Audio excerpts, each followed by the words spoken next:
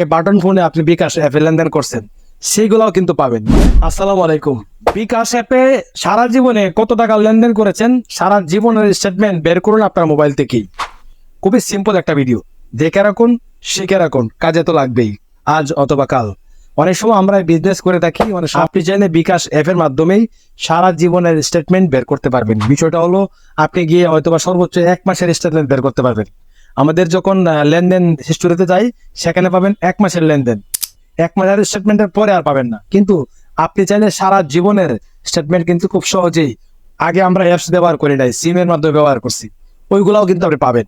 আগে বাটন ফোনে আপনি বিকাশ অ্যাপে লেনদেন করছেন, সেইগুলাও কিন্তু পাবেন। মানে এক কথায় সারা জীবনের বিকাশ হিসাব কিতাবের লেনদেন স্টেটমেন্ট আপনি জাস্ট আপনার অ্যাপের মাধ্যমেই বের করতে পারবেন। তো কিভাবে এই কাজটি করবেন আমি দেখিয়ে দিচ্ছি। সবাইকে বলবো মোবাইল স্ক্রিনটাকে একটু লক্ষ্য করবেন। তো বিকাশ অ্যাকাউন্ট থেকে সারা জীবন যা লেনদেন করেছেন সব স্টেটমেন্ট বের করার জন্য আপনাকে যে কাজটা করতে হবে, প্রথমে বিকাশ করে নিয়েছি, উপরে দেখতে পাচ্ছেন এই যে আপনার বিকাশ লোগো আইকন, এখানে একটা ক্লিক করবেন। তারপরে আমি এখান থেকে লাইভ চ্যাট করব। তো এখানে দেখতে পাচ্ছেন সাপোর্ট, তো আমরা এই সাপোর্ট অপশনে ক্লিক করব। ঠিক আছে, সাপোর্ট অপশনে ক্লিক করার পরে এখান থেকে দেখতে পাচ্ছেন লাইভ চ্যাট, আমরা লাইভ চ্যাটে ক্লিক করে দেবো।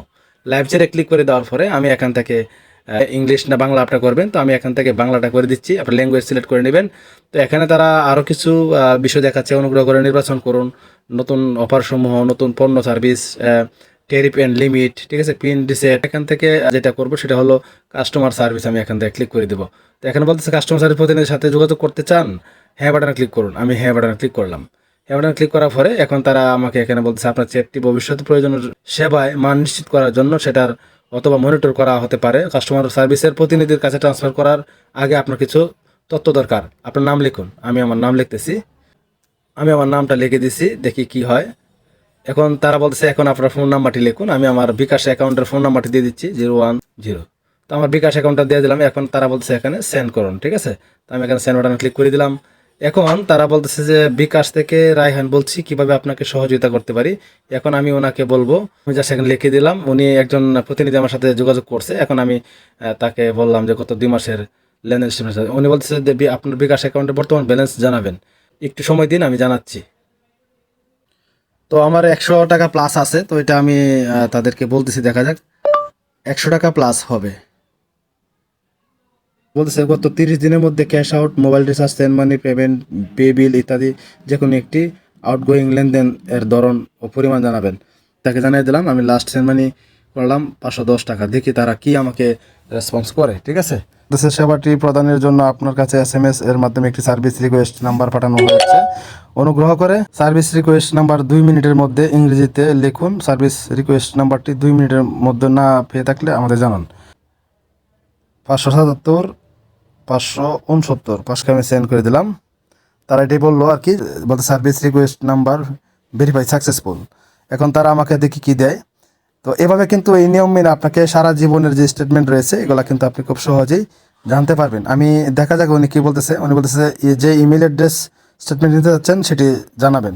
তো আমি আমার ইমেল অ্যাড্রেস দিয়ে দিচ্ছি। অবশ্যই একটা ইমেল অ্যাড্রেস আপনাকে দিতে হবে, এমদাদ এত নাম্বার @gmail.com। দেখা যাক কি হয়। আমি আমার ইমেল অ্যাড্রেসটি দিয়ে দিলাম। অবশ্যই সঠিক ইমেল অ্যাড্রেসটি আপনারা দিয়ে দিবেন। এখানে তারিখ থেকে কত তারিখ পর্যন্ত স্টেটমেন্ট নিতে যাচ্ছেন কাইন্ডলি তারিখ সুনির্দিষ্ট করে জানাবেন। আমি এটা, উনি বলতেছে কাইন্ডলি তারিখ সুনির্দিষ্ট করে আমাদেরকে জানান, মানে উনি এটা বলতেছে। তো আমি দেখি 2024 সালের মার্চ মাস এবং এপ্রিল মাস, এই 2 মাসের স্টেটমেন্ট হলে আমার চলবে। দেখা যাক উনি কি রিপ্লাই করে। আপনার কাজটি করেছি, অনুগ্রহ করে অপেক্ষা করুন। উনি বলতেছে আপনার কাজটি করছি, অনুগ্রহ করে অপেক্ষা করুন। আমি বলবো ওকে, ঠিক আছে, ধন্যবাদ, অপেক্ষা করতেছি। একটা মেসেজ আমাকে দিয়েছে, অলরেডি 2টা মেসেজ দিয়েছে।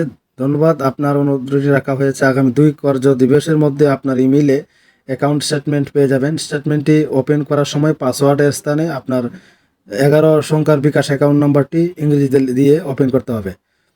আমি কি আর কোনো সহযোগিতা করতে পারি আপনাকে? স্যার আপনাকে অসংখ্য ধন্যবাদ, আমার খুব প্রয়োজন ছিল। আমার হিসাব কিতাবে ভুল, তাই আমার ফ্যামিলিকে দেখাতে হবে। আমি খুব উপকৃত হলাম। আমি তাদেরকে এরকম একটা লেখা দিয়ে দিলাম, তাকে সন্তুষ্ট থাকে, এই জন্য আমি তাকে মেসেজটা করে দিলাম। তারা কি বললো, বিকাশ কখনো আপনার অ্যাকাউন্টের পিন এবং SMS এর আশা সংখ্যার নাম্বার জানতে চাইবে না। টেলিফোনে কাউকে এইসব গোপনীয় তথ্য দিবেন না। বিকাশ থাকার জন্য ধন্যবাদ। Chat closed by agent. Okay, তারা কিন্তু আমাকে সতর্ক করে দিছে যে কাউকে আপনি বিকাশের অ্যাকাউন্টের পিন নাম্বার এগুলো কিছু দিবেন না। তো যাই হোক, আমি আসলে দেখাতে চেষ্টা করলাম যে আপনারা কিভাবে আপনার সারা জীবনের বিকাশ অ্যাকাউন্টের স্টেটমেন্ট কিভাবে নেবেন, লাইভ দেখালাম, লাইভ চ্যাট করে তাদেরকে। ভালো থাকবেন, আজকে এই পর্যন্তই। আল্লাহ হাফেজ, আসসালামু আলাইকুম রহমতুল্লাহ।